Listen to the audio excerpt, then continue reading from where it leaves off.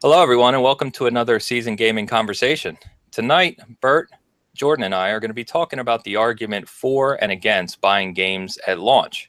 So, as we know, with so many games on the market right now and so many people talking about their backlog, there's been an argument around, should we wait to buy games 6 months, 12 months, what have you down the line? Because one, the price really drops quickly.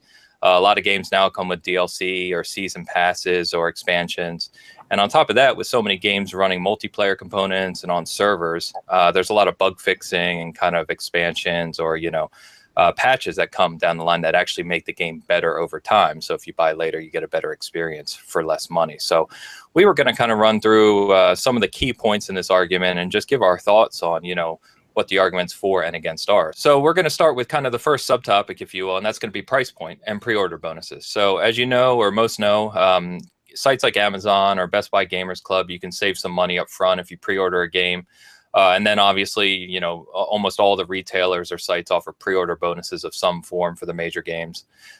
So we're going to kind of talk about, is it better to go ahead and get that discount up front and get your pre-order bonuses? Or again, would you rather save extra money, sometimes a substantial amount, if you just wait 3, 6, 12 months down the line? So Jordan, I'm going to go to you first and kind of talk about pros and cons and your thoughts on, specifically relating to price, buying games, pre-launch or waiting down the line. What do you think? Obviously there's going to be a balance that's here. I think that when I was younger, I was more inclined not to care about price as much because really I didn't have all that much in the way of responsibilities and expenses and things like that. I would, go out, date, whatever, put gas in my car and go buy video games.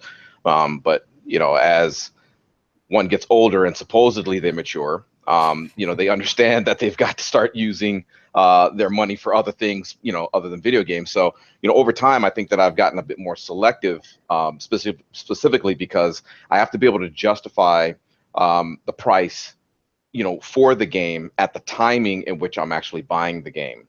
And that can be a little tricky at times, obviously for the reasons that we're probably about to go over.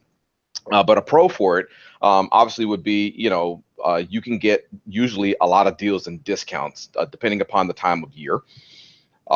During the holiday season, there's deals everywhere. I mean, Green Man Gaming is giving deals.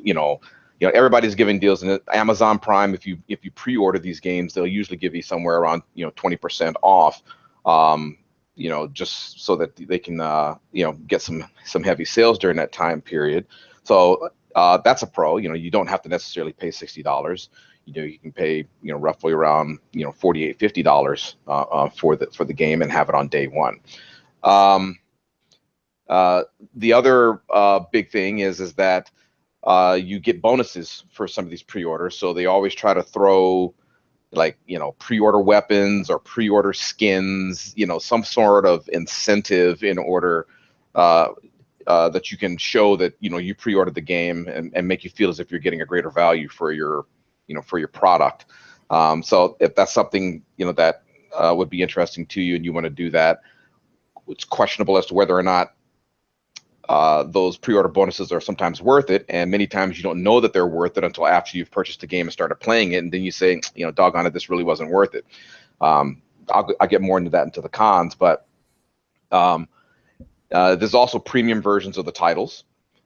So you can get these super duper special editions that usually sell out relatively quick, and if they do sell out, if you don't get it during this pre-order period, what ends up happening is you have to buy it probably secondhand, where some guy sitting in his basement bought 16 of them, and then he resells these things, afterwards, at like a 6,000% markup, and you can't find one, on eBay or something like that. So that's an incentive as well. And as far as, the hard copies, if you decide to get one instead of digital copies, although hard copies are starting to, really kind of disappear, I think, you can trade hard copies in and get robbed by, GameStop, or maybe even resell them, on eBay once you're finished with them, if it's a short game, in order to maybe recoup some of the money that you invested in the game. For cons, well, you know what? Let's stop for that, and let's go ahead and just talk about if there's any anybody else that has any pros before actually going to the cons. I might be talking too long, so I want to make sure that Bert gets to have a say as to the pros as well. Yeah, so I guess out of the three of us, and Ains, we'll probably go back and forth on a tug of war on who's worse, but I'm probably the ultimate cheapskate in the entire trio of us. I don't know, Jordan, you might be right on top of it. Dude. Yeah, by the time we finish this, you're gonna find out, man, that dude Jordan, man, he's he's a cheapskate. Yeah. So the biggest thing is one of the big things about all three of us actually is we play almost all platforms. Jordan probably plays a little bit more PC than us, if not a lot more, but I've gotten more into PC. And this hobby can get extremely expensive really fast when you try to play everything and all consoles and all the new software that comes out. So I'm really into getting the bargain wherever I can, which has gotten me a lot closer to doing kind of what you mentioned earlier with the Amazon side of things where you get 20% off. And unless the game is something that I really, really want, I've been looking forward to it, maybe it's had a ton of delays and something, I actually wait for a while in order to pick up that game and not pick it up right off the bat. With our site not being a review site, we don't get those early copies and free versions from developers. So we have to pay with that stuff out of pocket. So it's a lot harder for me to, justify buying 10 games in the month of October without doing that. So for me, the pros are taking advantage of those discounts right off the bat from Amazon, your Best Buys. And sometimes I'll just rent the game from GameFly at the beginning and get a lot of it and then buy it later down the road. The other thing that's kind of tricky is when you kind of learn a little bit about the developers in general, you'll notice that someone like an Ubisoft or even like a Bethesda, their games go on sale really quick after release. So when you start kind of following the industry a little bit, you don't buy specific games at launch and you wait for those games to drop in price. A good little heads up for people, if you're really into Assassin's Creed Origins, wait till December. It'll drop down to $40, maybe even less than that. In January, it'll be even less. So you just got to follow them. Some games never drop in value. Calling you out, Nintendo. You never drop your values on anything. So that's it really quick for me. I'm sure, Ains, you've got plenty to say as well, but welcome to the cheapskate. Yeah, so you guys nailed most of it. I echo what you said. So play on all platforms. And my curse is actually that I just love almost all genres as well. And I love to play new games or to get my hands on new games. So I'm cursed in the sense that I just want like every game that releases and I end up buying a ton more than I could ever hope to play. But to your point, yeah, we're always looking for that deal. So I'm constantly just searching GameFly used copies or eBay or bundles of older games and all those things as well.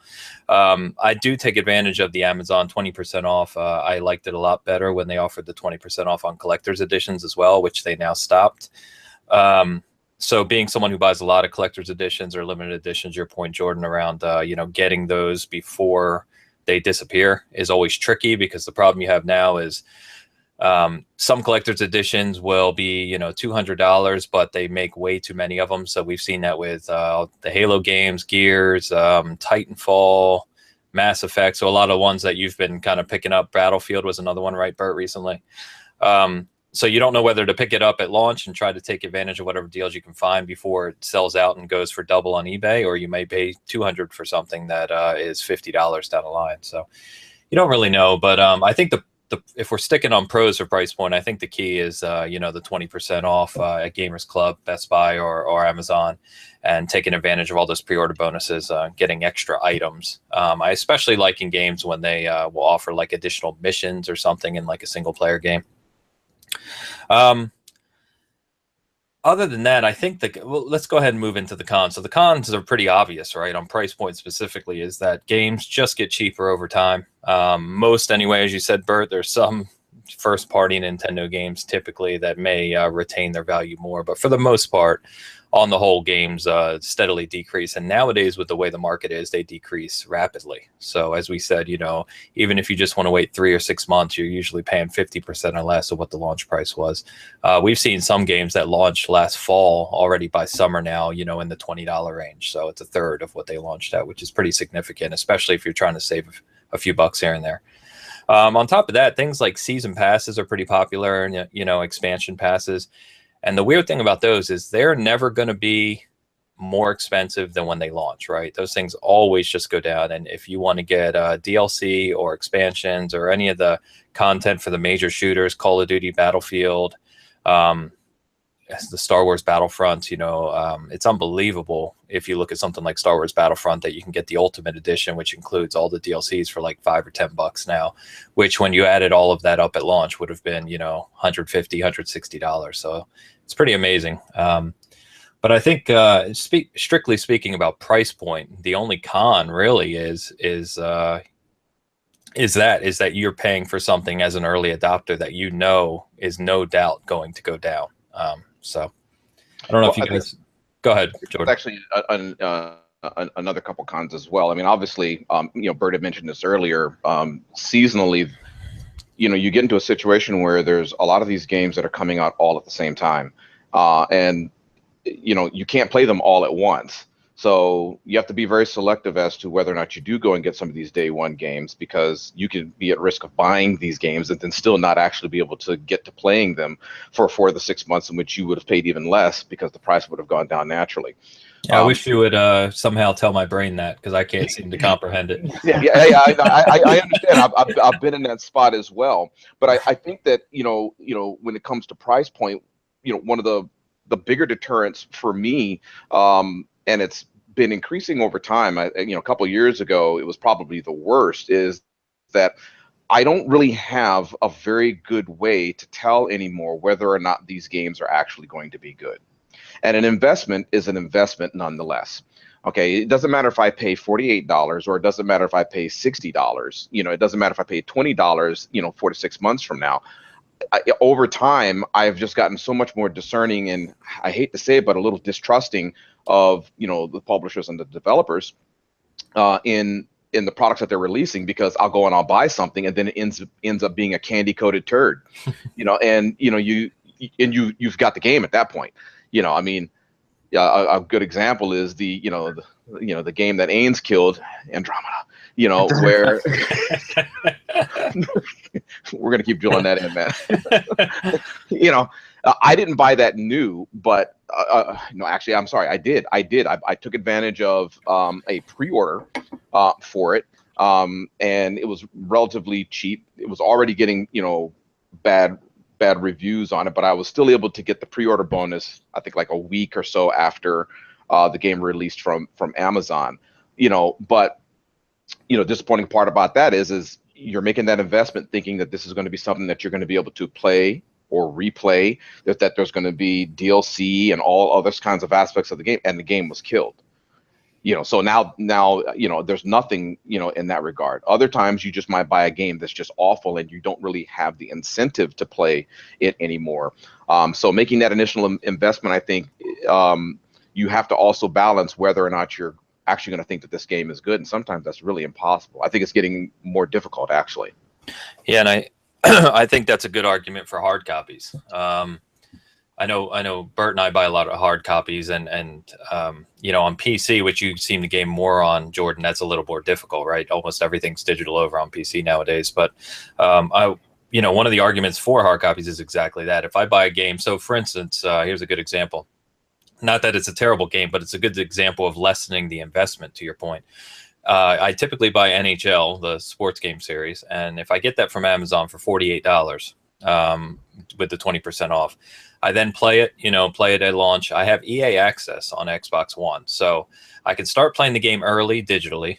I can then buy the hard copy from Amazon, get it, play it all season, and then by about early summer the next year with EA access, the game becomes free to download and play. So I can then trade the hard copy or sell the hard copy back in, which I've done the past 2 years, I want to say. So overall, I buy the game for $48, and then I trade the game in or sell it for anywhere from $15 to $25. So my overall investment for a year of NHL is about $25 total. Mm-hmm. So I think there's not a lot you can do to combat what you're talking about if you get stuck with a bad game, but I think a hard copy can at least help in a little bit. Negate that. Well, in combating it, obviously, it would be, waiting until, reviews are out. Because a lot of people, they're so hyped to get the game.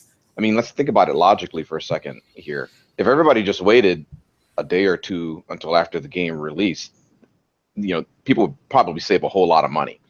But everybody's got to be out there and they've got to get this game on day one.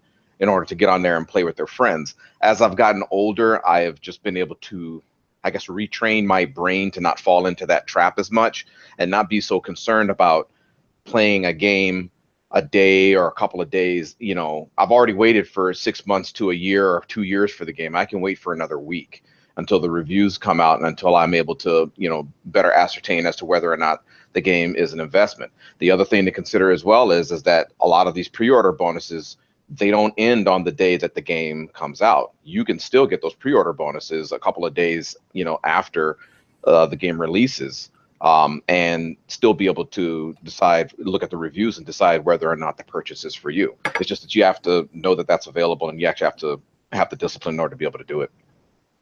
Right. And I just wanted to add one thing on that, guys, is it's interesting how the game industry has changed a lot as far as when the big release windows are. I guess back in the old days, back a few years ago, all the big games came out in the fall. And now kind of like the movie industry, I guess, it's now turning into almost like a year-round thing, but specifically in like, I guess a lot of the big releases are coming in September through probably the end of November, and then spring of the following year brings a lot of bigger games. And there's kind of what used to be the dead period. If you remember, we used to always be like, oh, Summer. June, July, August, I would catch up with my backlog. Well, that's kind of slowly going away as well. And you're just having year-round releases. But one key thing about the fall is November being the last month when all the big releases come. If you think about it really quick, we've got Black Friday in there, that where a lot of those games that release earlier, September, October, will be discounted in some form. Maybe it's only $10-20, but you can get a lot more stuff at that point. So just this coming year, we have a ton of massive releases coming out in October. And then with the Xbox One X coming out, we have a lot of titles coming out kind of at the beginning of November for the Xbox that will kind of bleed from October, and people will pick that up as well. So if you are trying to save that buck, you have to kind of look out for it. At the same time, not everybody has a ton of time to game, so buying 5-6 titles in those 2 months don't really make sense because you'll never get to those games. I have some games in my backlog that I bought pretty cheap, but they're still in their wrappers and they haven't been opened, so I'm glad I didn't go for those just kind of out of the blue when they initially launched. But some people will do that and they'll lose bucks, and if you have the cash, it's easy. It's not a big deal. But if you don't, you have to be a little more strategic with buying games. So interesting. Yeah, for sure. And I think that kind of leads in a little bit to our second kind of sub point, if you will, and that's really around day one patches, patches overall, continued patches, bug fixing, as well as, updates to games and free editions and things like that. So as we've seen with many, many titles nowadays that launch on servers or launch with multiplayer communities or things of that nature, a lot of games don't really run smoothly or launch smoothly. They have a lot of bugs and issues on day one. It can sometimes take days, weeks, even months before a game is running optimally or how it was advertised to run. So with that being the case, again, we're in a situation where typically a game will never run worse or have less content than it does on day one, right? It's an industry where as time goes on, overwhelmingly the games just get better and deeper and have more things to do in them. So I think the argument can be made if, again, talking about backlogs, and if you don't really have time to get to a game on day one, or it's not something that you're looking to play heavily with a buddy or something like that, it just makes sense to wait, because the game you buy 6 months down the line is going to not only have everything you would have got on day one, but likely going to have more and have it for less and have it running better. So, there's just very few cons, at least that I can think of in this, in terms of server stability or game stability from buying day one versus buying later. So what do you guys think about that? Do you mean pros, Zanes, by the way? So there's very few pros that you can think of? Oh, to buying day one, yes. I was kind of saying it backwards. I apologize. Yeah. So I meant there's very few cons to waiting. Pros to buying on day one. Yeah, sorry. On the patches and the server issues and bug fixing and things like that.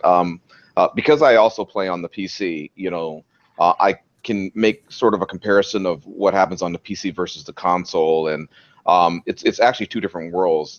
Believe it or not, I think that games that are released on the console, even as large as these and as complex as these games are today, relatively speaking to what occurs on the PC, it's very, very smooth. it's probably hard to believe, but until you actually see and go onto the forums, now I don't have all that many problems when I'm running, new games, which is, on my PC, which is rare in and of itself. But because the PC isn't a standard and so many people have so many different configurations, a lot of times these guys really don't know what's going to happen until that thing hits the door and, it gets out into the street and people are having, problems with, some particular, obscure video card, or their memory is not matched properly. It'd be all sorts of problems on the PC. And if you go on the forums, you can actually see that. I guess probably a good example of that would have been Ghost Recon Wildlands. There were some serious game ending issues on the PC side of that game. There was definitely big issues with the Division. Oh my gosh, Yes. people were hacking that game like crazy. And those were issues that weren't happening on the console, or at least was more difficult for it to happen on the console. So I think that the majority of the gamers won't run into issues on the console, but I think that the experience can sometimes be very, very different, on the PC. I won't even get into Bethesda. Their games are bug factories when they come out.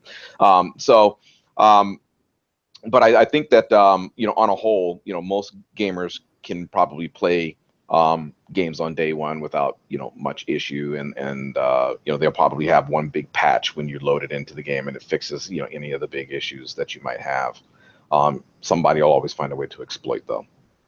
Yeah, Jordan, one thing I wanted to touch on that kind of goes to your point is I think a lot of times the PC games that struggle the most at launch are games that are designed for console that are then ported over to PC. Absolutely. And so I guess a good example would be the Batman Arkham Knight. So that wasn't necessarily fully designed for PC. It was kind of ported over from the code of the console. Another one, Nier Automata. This was designed specifically for console, but then it's kind of like a raid commercial to your bug factory comment of kind of like they're just not running that good on PC, and so they're problems. And then it kind of flips sometimes. Like if you have some of the games that just run so much better on PC, and then they kind of struggle on the console, it's the same thing. They're optimized for their praise a good example there. Yeah, gosh, I'll leave that alone for now because I made the mistake of trying it on PC, and now I don't want to play it until there's a proper Xbox One X patch. That's a simple. Really? Oh wow! My PC experience was wonderful. Well, that's what I'm saying. Yeah, it plays so much better on PC than it does on console. Okay. Yeah, it wasn't even close on console. Yeah, I think that you're correct. First of all, it's gotten a lot better, because ports that were done on like the Xbox 360 and the PlayStation 3 over to the PC, those were turbo-bad. I mean, they were, it was a pretty big discrepancy at times. But, because the Xbox One and the PlayStation 4 are really just standardized PCs, there's a lot of that's really kind of been work. It's definitely not as bad as it used to be when it came to ports. Yeah, different architecture now. Yeah, I've heard that mentioned numerous times. I'm not a architecture guru or nothing, but I've heard that the PS4 and the Xbox One are a lot more PC based than the Xbox 360 and PS3. So it's a little different and easier to develop on. Well, the PS3 was a nightmare. I mean, absolute nightmare. So one of the pros, though, and this is something again that's really only kind of cropped up. Steam led the way with early access. Now Xbox has the game preview program. And with social media and just having everyone kind of having access to developers and publishers nowadays, whether it's Twitter or Reddit or Facebook or any of these outlets, one of the neat things is that if there's a game, especially one that's a longer tail development or larger game, that you're a big fan of, I don't really have an example here. We'll use maybe Ark. I don't know if that's the best example, but Ark Survival Evolved.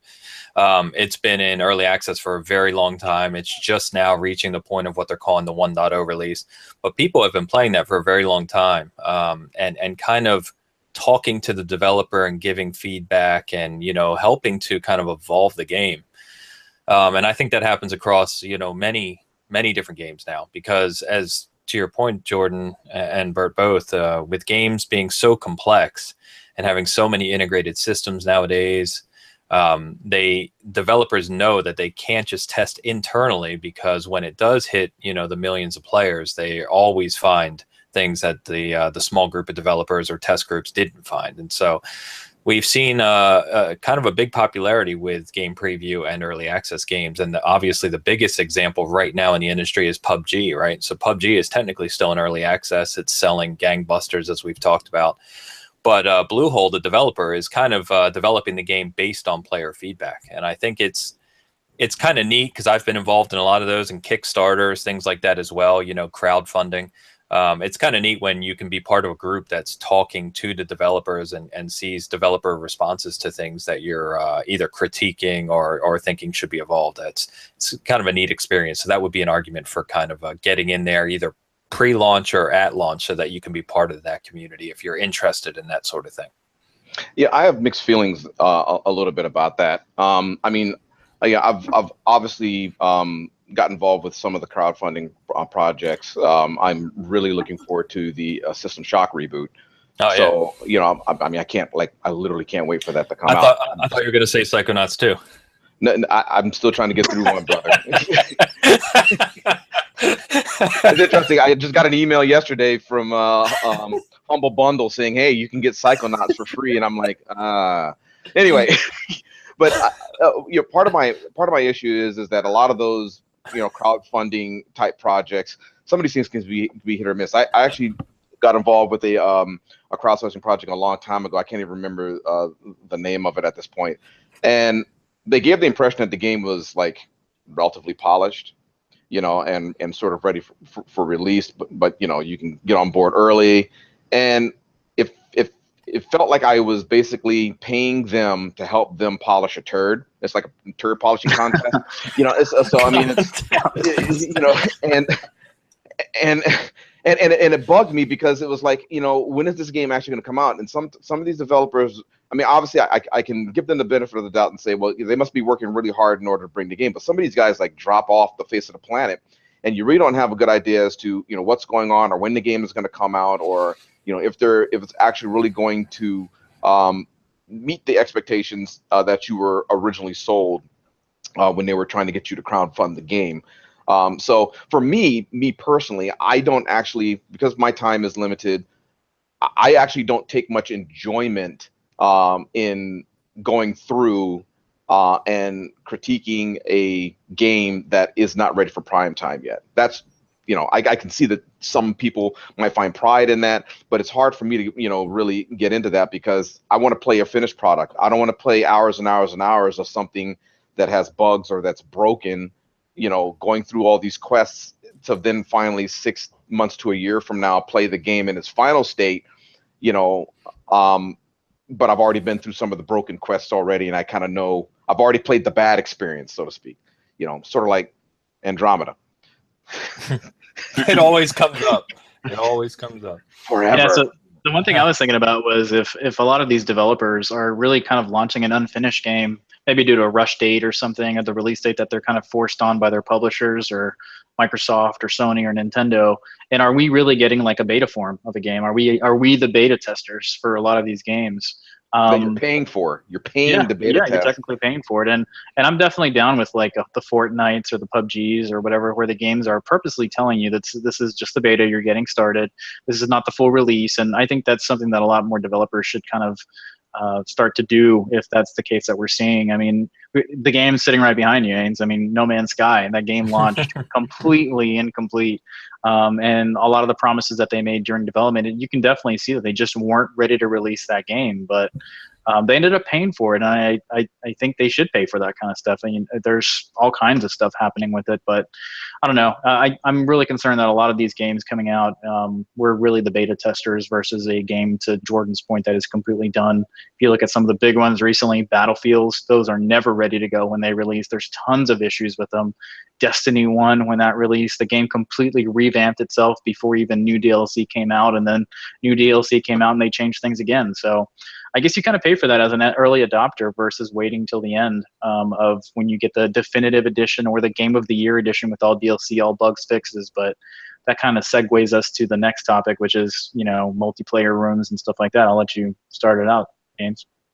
Yeah, no, I was going to say the exact thing. You guys make some good points, and that does segue us directly to the next point we were going to talk about. That, and that's specifically relating to multiplayer communities, whether it's PvE or PvP. There's kind of multiple aspects to this. So just a few examples, and then I'll let you guys kind of give your thoughts. But for me personally, I'm a huge competitive multiplayer guy. I love competitive multiplayer. There's a few certain titles, obviously Halo goes without saying, but Gears of War, Battlefield, Call of Duty, basically anything that's competitive. I'm really looking forward to PUBG on Xbox. I like to get in there and just right away get my hands into it, try and figure it out, figure out strategies, learn it. And when you're talking about a competitive multiplayer, something like those games I just mentioned, if you wait even a few weeks after launch, you're immediately at a disadvantage. Oh yeah. As soon as someone knows how the weapons respond, how the movement is, what players' tendencies are, map, obviously the map designs are huge.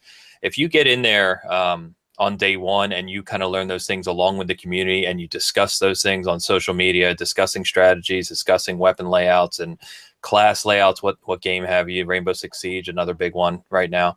You're part of that learning community, and that group of people is going to dominate new players. You ask anyone right now who is new at something like Halo 5 or Gears 4 to get online and play in a competitive multiplayer match, and you are going to get crushed. And it's the nature of the game. So if you're really interested in a title, like I am, again, Halo, I'm always there on day one. I'm always got time booked out to just get in there and start learning it and being part of that initial group. So, but like I said, it doesn't necessarily just apply to PvP or competitive multiplayer, because if you think of something, right now, like Destiny 2, for example. So yesterday, the first team in the world completed the first Destiny 2 raid. And so the past week and a half across, tons of gaming channels, even podcasts, social media, what have you, there's been just groups of people talking about Destiny 2 and saying, here's what I'm doing, and here's what you should do to get this loot, and here's what you should do to get your light level up, and all the things we associate with Destiny. But, again, that creates a sense of camaraderie and, kind of group play and dynamic that does fade over time. Because if you wait and you don't do any of that and you go and buy the game 6 months down the line, there's going to be a lot less people kind of starting out. Everyone's kind of reached the pinnacle, or they're playing really competitively or what have you. And so it's a lot less discussion around it. So it may come down to an individual's mentality about those things. I know personally I do like being involved in those communities, and I love kind of figuring things out early, which is, can be a problem. As I said, I buy too many games. But I think there's some good arguments for getting in a game right away that has multiplayer component or group component of some kind. So I don't know who wants to touch on that first. Bert, you wanna head that one off? Yeah, sure. I completely agree. I mean, we both have had friends that we tried to get into our Gears group, 4 or 5 months in, and they'll play one game and they just get toasted, and then after that, we never hear from them again to play, because it's just not a fun experience. I mean, and even like if you're playing with your friends that have maybe leveled up, and maybe that game doesn't have a leveling way to organize who they're joining other games with. You might be a level 60. You have your level 1 noob joining, and they are getting destroyed by other level 60. So they're like, yeah, I'm not interested. So Bert, I didn't want to interrupt here, but I just saw something that's highly relevant to what you just said. So Lee Perry, who is an Epic Games lead developer who worked on the Gear series for years, he released a statistic just today, just a few hours ago. And he said the data they found in Gears of War is that 90% of first-time players who don't get a kill in their first multiplayer match will not play a match again. Yep. 90%. Yeah, and I think one of the things is, if you're going to play a competitive game in general, not just shooters, but also racers, and a good example of that is like the Forza series. When you play the Motorsport series, where it's a bit more competitive, if you miss out on learning the new cars, there's different classes of cars in Forza, and in each class, there's always like 2 to 3 cars that kind of have an advantage of the others because they weren't balanced very well. And if you try to join and it's your first time and you pick the greatest car ever made, which is the Toyota Supra, and you play it against like maybe I don't know, something else that's the advantage of that car, then you're going to get wasted and destroyed, and you're never going to want to play again. So kind of like to the stat you just mentioned, it's going to be an issue. So I can completely see people saying, I need to get on this community. Same with sports titles. I mean, when NBA 2K and Madden and those seasons are over. So when the NBA season's over, NBA 2K drops off like crazy when you have concurrent players that are playing. When the Super Bowl finishes, Madden just drops in price almost. I believe it even joins the EA Access Vault the second the Super Bowl is over, and then you see the games drop. So you have to kind of get on those communities ahead of time if you're planning on being competitive. Single player games, completely different. Do that whenever you want. Take advantage of the sales when those come, because you're not going to be affected outside of glitches and game breaking things like in the Assassin's Creed world, where you're just screwed at launch almost every single time. Jordan and I know a lot about that. I was going to just really comment before Jordan says. I was going to comment about your super comment. I think that's where they dominate the Class D racing. Is that right? Blasphemy. Jordan, you're going to say something? As a former Supra owner, blasphemy. Yeah, same here. I think that this is one of these questions or issues where it really depends upon the type of multiplayer that you're doing. I've played StarCraft and StarCraft 2 for years. I don't really play all that much competitively, but the one thing that I really like about how their system is that they have a ranking system, and it's whatever algorithms that they use, your account is tied to a win-loss ratio, and they run seasons. And the thing that's really great about that is when the system is working properly, it's usually rare that you're going to like come in as a bronze player and get matched up against like a master or a gold master, which is like 6 levels above you, and somebody that's playing pretty close to pro on the level. So I think that much of the problem with how multiplayer is being done in a lot of these other games and these other competitive shooters is they lack that, and it's one big scrum. And it allows for, high level players who have been playing for a very long time to essentially farm these new guys, which makes it a barrier to entry, and it actually pushes people away from wanting to play the game. So for me, I think that it's a fundamental issue of design and focus of these multiplayer communities. I would encourage a lot of these game companies to start trying to enact some type of system like that, so that, hey, you know what, if you're a newbie, you can jump in and sort of learn the ropes with a bunch of other newbies. You're not getting this, this one ball cracker rolling up in there, but check out, in level, 75 armor, and he's just like basically trolling everyone, and like the statistics said, 90% of these guys don't ever come back. That's a terrible thing for the community. The other thing is that, multiplayer, from a multiplayer standpoint of playing with my friends in a non-competitive, manner, there is a drop-off with some of these games. Wildlands is just coming out with a PvP, in a couple months, I think. But and actually, they're having a beta for it next week, actually. Yeah. So they haven't even had PvP yet. But it for as far as the PvE experiences has been concerned, hey, I was able to go in, I was able to play with my buddies, we had a great time, everybody did their thing, but over time, people go in, they're going to gravitate towards other games. So by waiting for certain games like that for too late, you end up in a situation where you don't really have anybody to play in the PvE environment or anybody that you know of. And a lot of these games, I feel, at least for me, are very social. I don't necessarily like playing with total strangers. It's just not my thing.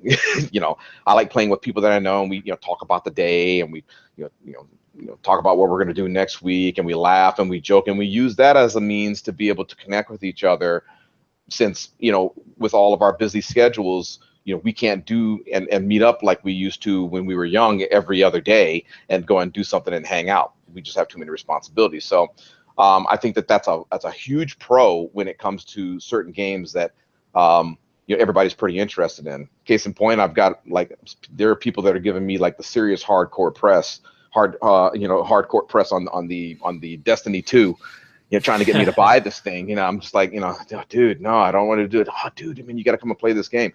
So, I'm probably gonna end up getting it. But anyway, So I think that's a huge pro in order to actually go out and buy these games, depending upon what it is. But as Bert said, if it's a single player game, dude, I wait for single player games. Yeah. I won't be playing Assassin's Creed until next year. Yeah, and you're even people who buy it on day one won't be playing it till next year. I still got to play Birds.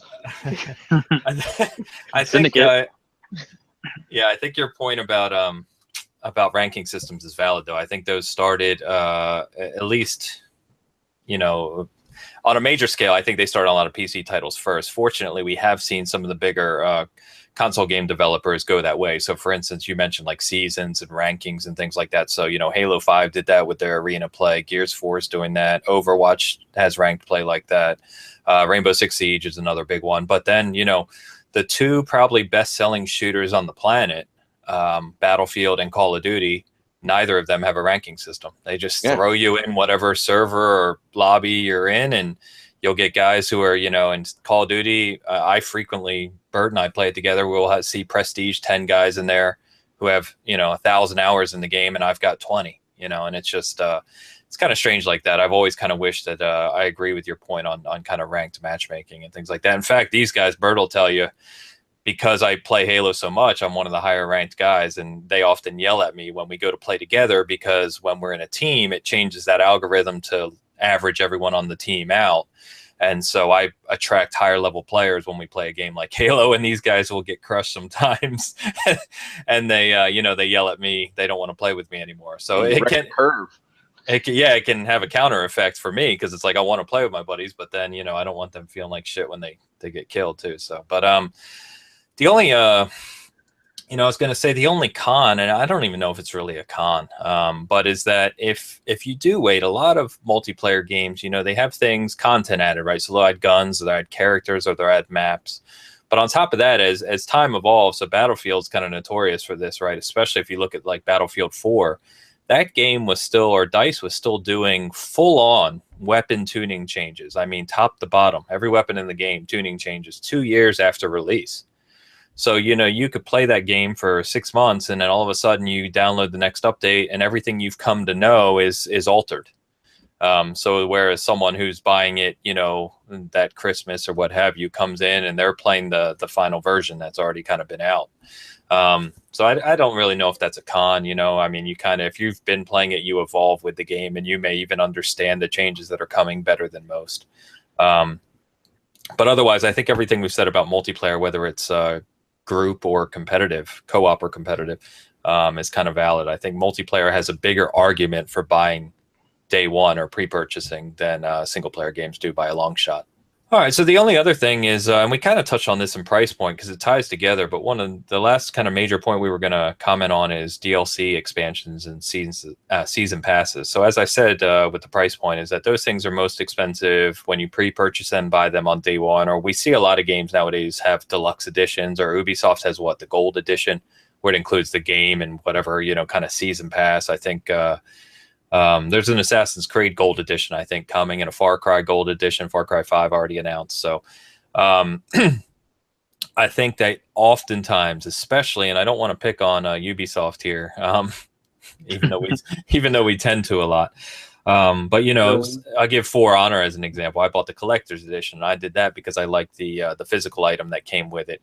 But from a season pass perspective, I haven't touched that game in a while now, and they're still going to be making updates to it for the next 6 to 12 months. And we're already 6 months post-release. So you think, nearly 18 months after release. And if I just wait till all that stuff's out, I'll be able to buy the expansion pass probably for $10 or $20 on sale, whereas it would have cost me, 40 or 50 at launch. And it's not like you have the content when you buy the pass. You're just buying it for the future. And I think another con there too is oftentimes, and you kind of touched on this earlier, Jordan, is oftentimes you're paying money for something you don't even know what you're getting. It just says expansion 2 coming in fall and expansion 3 coming in spring, and you have no idea if it's going to be something you like or not. The Division was a good example of that. I loved the Survival DLC that came out. I thought that was really well done. But then they came out with something, The Last Stand, I think it was called, and I've never even played it, not once. It just doesn't interest me. So even though I had the season pass, it's just a waste of money. So I really don't know if there's I don't really know if there's a pro here. You know, I kind of had some notes around if you something like Witcher 3, which probably I would argue all day long has the best expansion pass ever created in games, because of the amount of content you got for $25. But you know, that game is so big and so large, and you would put 150 hours into just the core game that you know, when those expansions did release, you were kind of ready to play them, and they just expanded upon what you had already played. Whereas if you waited to buy that when the complete edition came out, you had 200 plus hours of content to start fresh on. So you know, for games like that, I think it kind of makes sense to you know, enjoy the hell out of the game, the main game, and then when the expansion releases, you just can kind of continue that journey of enjoyment. But I think those are kind of few and far between. So Jordan, what do you think on that? Complex issue. For me, I have yet to pick up a game brand new on launch day and buy a season pass in which I enjoyed every aspect of that season pass. Not one. Now, I don't mean to interrupt you, Jordan, but did you play Witcher? Do you like RPGs? Strangely enough, I love RPGs. I've never been able to get into The Witcher. I've got it. All right. I know. Yeah, he's just like, all right. Yeah. I've got both of them, actually. I never completed. I played The Witcher 1. I probably got about maybe 40% through. I think something came out, and then I dropped it. And after a while, I just deleted it off my computer. Witcher 2, you know, I started playing it. Then I was like, well, you know, it seems like it's picking up where The Witcher 1 left off, and I don't know what happened to The Witcher 1, but I don't want to go back and play The Witcher 1, so delete it. So I mean, one day maybe I'll go back and I'll play it. Just play Witcher 3; it'll change your mind, I promise. Okay.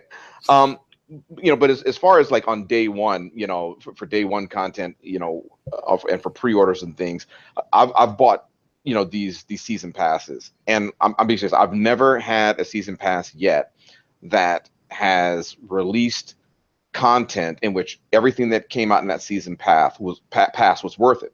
So, you know, I sat down one day and I just actually really started doing the math, you know, on these things. I said, okay, so let's say, you know, most of these season passes probably come with about maybe 3 or 4 DLCs. You know, if even one of those DLCs suck, it's not worth the season pass. And the thing about it is that the season passes really only save you, I'm gonna guess, somewhere around $5. So I did this with Wildlands. I didn't buy a season pass with Wildlands, and it ended up being the first one that came out stunk. Okay, so I would have been pissed off, you know, that if I had bought that season pass and gotten the first one, because people were pissed off. I think it was Narco Rose, I think is what it was called, and it was awful. You know, so people didn't like that one. Well, right there, that's, you know, whatever the cost that you pay for the season pass, however many DLCs that they plan on bringing out, divide that number, and you could basically say that much money for you was wasted. The other 2 that came out were relatively decent, but they weren't anything to really, you know, shout about. At the end of the day, I haven't played any of the DLC for Wildlands, and I didn't miss it. Okay, so the only DLC that I have ever purchased where it was a season pass was ended up being after the fact, and that was Borderlands 2, which I felt was brilliant. Like, practically every single last one of those DLCs were absolutely amazing. And their final DLC was just absolutely incredible. It would have been worth the cost of the season pass by itself. But the thing about it is I didn't buy Borderlands 2 for like a couple of months until after the game was out, and many of the DLCs were already coming out with good reviews. So I had the benefit of knowledge to say, okay, well, it looks like the season pass is a good idea, and I'll save money instead of buying these things independently. But as far as on game day, I won't be taking part of season passes anymore. It's just not worth it. It's too much of a risk that you're going to end up wasting your money. If you actually do the math, it's not worth it. So I consider the $5 that I would save in buying the season pass versus not buying the season pass, I would consider basically that as an insurance policy. I'm willing to pay basically a potential $5 more to buy all the DLC in order to save myself the possibility of being frustrated or pissed off that I wasted, you know, half that amount on lousy DLC or something that didn't really add to the game. Right, and I just want to add a couple things. So first of all, there's a few games that I'll talk about coming up that I'll just tell you the math on how crazy it is to buy all DLC right off the bat. But the first one is that I'm seeing a lot around the industry is that buying the season pass doesn't actually save you anything anymore. It's all the same cost. You end up paying the same amount individually. And to Jordan's point, you might buy a game and like the first DLC on something and not care for the second one and maybe like the third one again. Some good examples is like Injustice behind what's playing right now. If you don't care about that first player pack or something, you may skip on it and just get the next one versus buying the entire season pass off the bat when you initially buy the game. You're not saving any money anymore on a lot of season passes. But a good example of a game that got really expensive with DLC is Destiny 1. And I always talk about Destiny because it's kind of a phenomenon that I still think is kind of head-scratching. But if you bought the limited edition one, there's some DLC that they considered as part of the first season. So some of the DLC that came later was not part of the original season pass. Now you see this happen with Forza, where they have a DLC where I believe the car pass is what they call it. And you get that for the first season. So you're technically buying a season pass, but that game got really expensive as well. So you buy a game that's $100, you buy the first season that comes with that season pass, and then there's more DLC that starts coming out eventually. So eventually you're paying north of $150 to $200 for these games that are just adding DLC to it. And it becomes really frustrating when, if you're patient, and once again, this works more for single player games, you can buy the complete edition, the Game of the Year edition down the line for maybe $30-$40. You mentioned Witcher Reigns. If you bought it for $59.99 for the base game and then paid an additional $25 for the season pass, which by the way was a great price in my opinion, then you're paying, what is that, in close to $75-$85 depending on where you're getting it. But if you waited for the complete edition, was it $29.99 when it ended up finally falling in price, Ains? I can't remember the Witcher 3 price. You can get it for about that now. Yeah, it was 60 again on day one, but it dropped pretty quickly. So once again, it's single player game. Multiplayer doesn't really matter, but you're getting the complete edition, all the bugs worked out, everything finely tuned with the DLC for $30 eventually. So, being patient kind of pays off, but, once again, in any industry that has to do with technology or something, being that early adopter does cost, and you really have to decide for yourself if that extra cost is something that's worth it to you or not. So that's kind of my point I just wanted to make on DLC in general. One last thing that I wanted to mention about horrible DLC modeling was Arkham Knight, and I am a sucker for the Arkham series. I've bought all of them.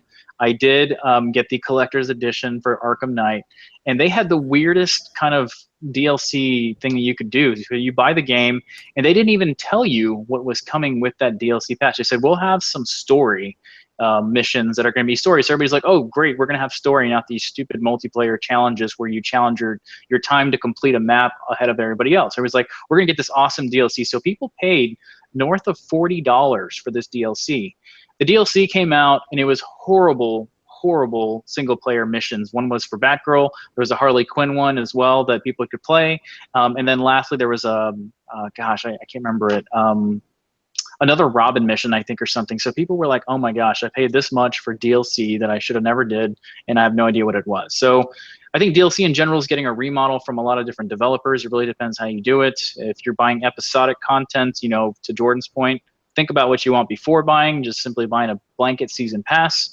I see GameStop constantly trying to get people to buy that season pass. That's kind of where they make some of their money.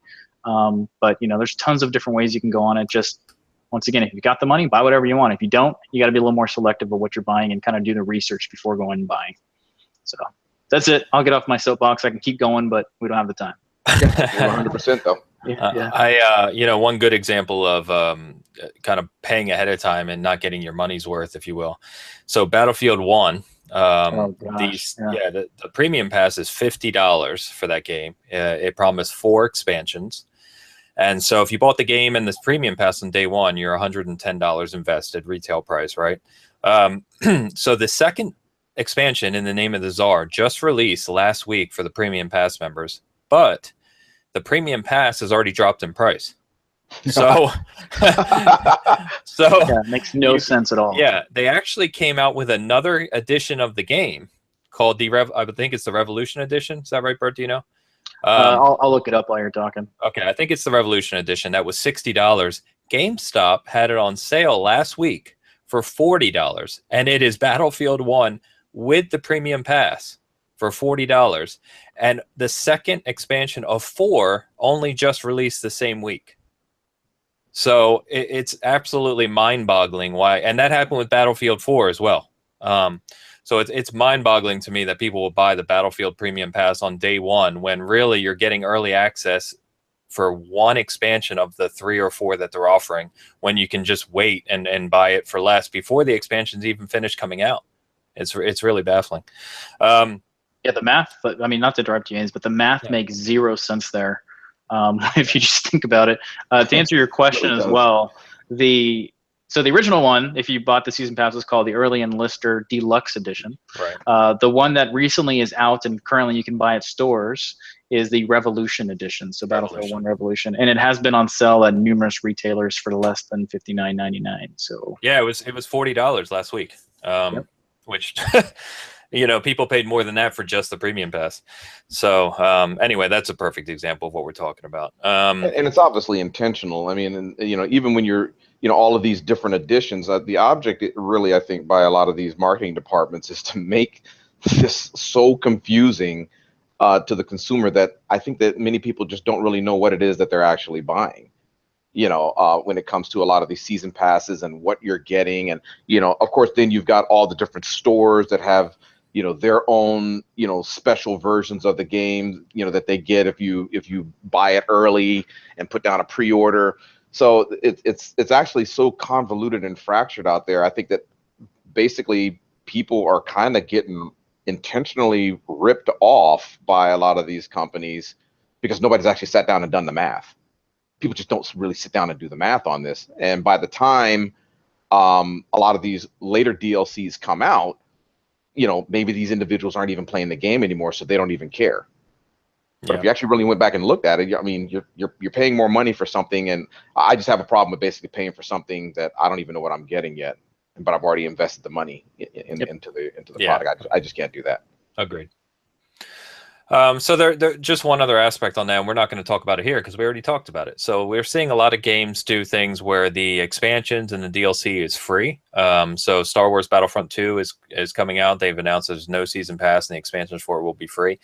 But they're moving towards you know, getting additional money from players with loot boxes or loot crates. And so if you haven't listened to it or watched it, the three of us did a prior season gaming conversation all about loot boxes and microtransactions and their effect on the industry and what we're seeing. So that may be of interest because it's kind of relevant to this discussion as well.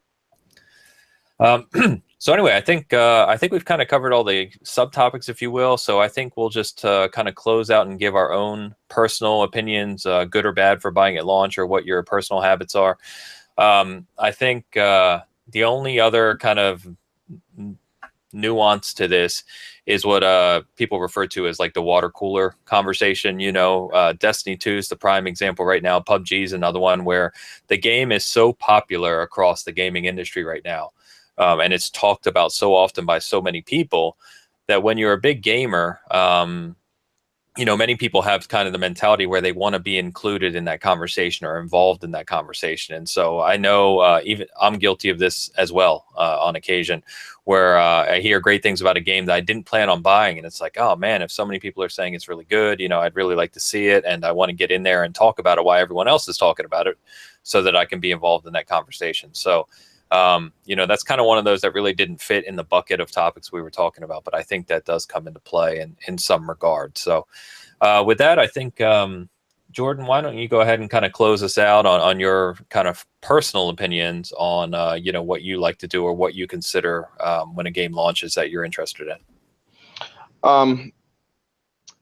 Well, like I said, it's, you know, earlier, there's going to be multiplayer games that I'm going to receive an awful lot of pressure from friends and stuff like that in order to get. One example of that, you know, is, you know, Destiny 2. I've been getting some pressure in order to play the new Star Wars Battlefront that's getting ready to come out as well, even though I'm actually interested in that game for the single player story versus the multiplayer. Well, Bert and I will both be playing the multiplayer as well, so I'm sure I'll be getting the full court press from you guys as well.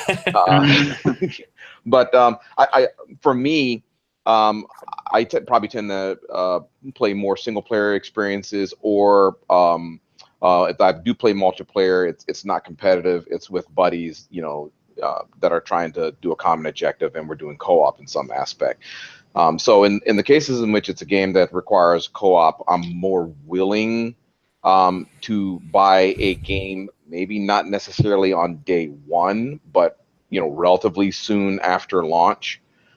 For the single player experience, I'm more apt to wait much longer, unless it's something that I've really been looking forward to, or I hear something amazing about. An example of that would be Prey. I mean, I didn't buy Prey at launch. I probably bought it maybe 3 or 4 weeks after launch. But it was at a relatively decent sale. I think I picked it up for like $39 off of Green Man Gaming, and I feel as if I got my value out of that game as far as the experience is concerned. But that's a rare thing. We've said it before. I've said it before. I don't buy Assassin's Creed games, at any time within 10 months of the release of that game, ever. Yeah, the only game in which I have ever done that was the very first one. I've not bought one within 10 months of release since then. And then in a couple cases, I've actually waited 2 years before I actually played the experience, just to make sure that the bugs are worked out. Same thing with Bethesda games.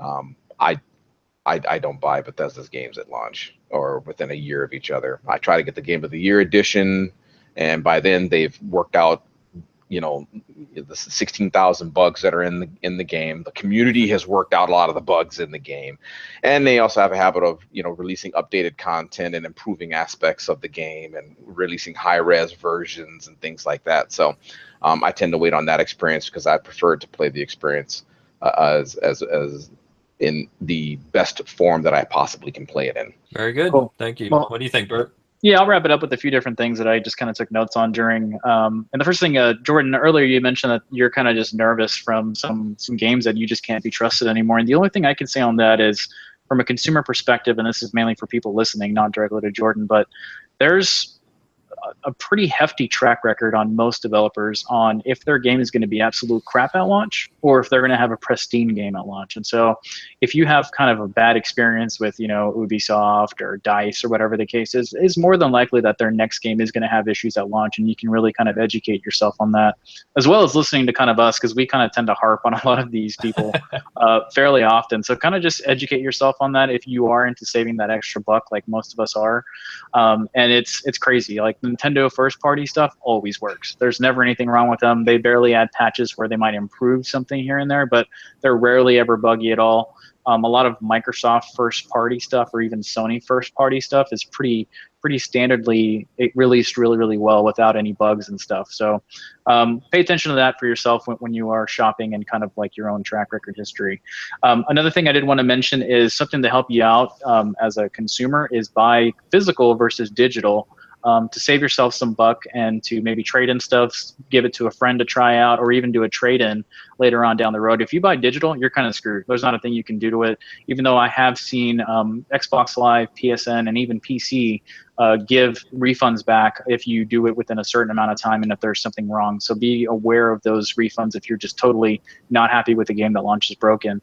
And lastly, the last thing I did want to mention is kind of do what works for you as a consumer. If you're tight on money and want to play more games, definitely save that extra dollar for a single player game. If you have plenty of money and don't really care either way, buy whatever the hell you want to buy. But there is avenues to save a lot of money with these types of games at launch for Slater, or even taking advantage of what we mentioned before with Amazon, Best Buy, or waiting for things to be used at your GameFlys, your GameStops, and that stuff. And when it comes to collector's editions, one of the things I'm OCD about is I track all these things. And if you follow us on the Facebook group, I pretty much weekly update people on where things were. For example, the Titanfall 2 collector's edition, when that came out, $249.99 on all consoles. It's down to $160, and you can kind of pick that up, and it's a great piece. And so I've bought tons of collector's editions that don't include the game for a third of what they were, a fourth of what they were. So being patient does help out in the long run, and definitely take advantage of that if you can be patient. I know some of us can't.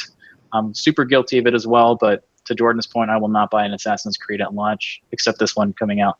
Right. So, anyway, that's just my 2 cents. I mean, we've been doing this for a long time, and I'm sure everybody that listens has been doing it too. But You can get a lot more stuff if you just kind of wait out. Yeah, I think I agree with everything you guys said, and I think the industry nowadays just behooves people waiting more than it used to, maybe. But yeah, I'm trying to convince myself more and more to wait on some games. I'm hugely guilty of just wanting to play everything, and so I buy everything. I think we were joking last big cast that I came home from England and I had like 5 games waiting for me, and two of those games I think I haven't even played yet. So it just kind of emboldens the point that waiting is smart. Other than that, I think this was a pretty good conversation. I think that, as the industry evolves, a lot of these things that consumers and players deal with in terms of gaming evolves as well. And like I said, I think this is just one of those major topics that's becoming more and more relevant as games become either more expensive or more complex, or, limited and collector's editions become more prevalent, because that really wasn't a thing even, 10 years ago as well. And now you can get collector's editions, limited editions of tons of different games. But anyway, as always, I hope you enjoyed the conversation. Thank you for listening. And you can find us on Twitter, as we always say. So Bert is TrebM3. I'm Porsche Power, and Season Gaming has its own account. We like to promote our Facebook group, where if you want to chat with Bert, Jordan, or myself, or just some other like-minded gamers, you can find us there as well. Otherwise, look for our further conversations from the 3 of us, and our Season Gaming podcast is published every 2 weeks as well. So thanks again, and we'll talk to you soon.